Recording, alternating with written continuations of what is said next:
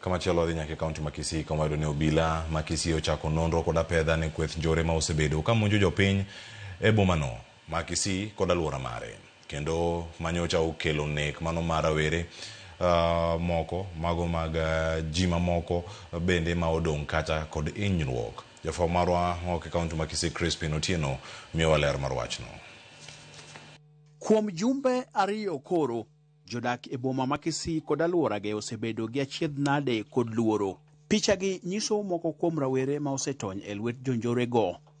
Adhonde mag beti kod pala okwako dendgi kendo gilero sigana mar masira ma ojukogi e lwet kweth njoreno, ma oweyo ka rawera achiel otho.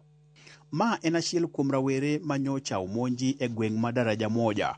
E gweng' ma Upper Hill, Egesa ma omakore gi boma ma Kisii, bende osebedo gi ripode mag rochruok arita.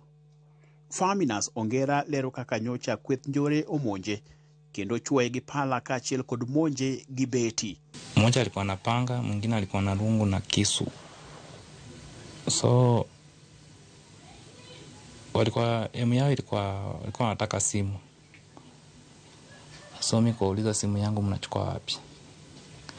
Ndio huyo wa mbele akanigonga panga, I think. Aligonga panga hapa. Kidogo hivi kuangalia nyuma, huyo wa nyuma na yeye akanitunga visu kwa mguu. Tena kuangalia kufocus wa huyo nyuma, huyo wa mbele tena akanigonga panga hapa kama mbili, alafu kuna ingine hapa. Rawera ma jahigni 23 manyocha eka otieko sombe e kar tiegruok ma Kisii Polytechnic sani koro odongia dhola e wiye kod bamne. E gweng' ma Nyanchwa bende Uganda odong' kod hinyruok makagi kasha. Venye walikuwa wanataka kuchukua simu hivyo, mimi nikashika huyo mmoja. Nilikuwa na nguvu sana. Hiyo ndio nilikuwa nimetokea training. Nilikuwa na nguvu nikashika yeye zaidi kidogo ni nyonge. Mwingine kuona nimeshika hivyo, hiyo jamaa wao akakuja na kisu akanipiga hapa. Apisas mag arita kwe oyango ni apedha osechakore ne kweth njorego. I would want all those victims who have suffered such attacks to make reports so that we can initiate investigations to find out who are involved, where and when.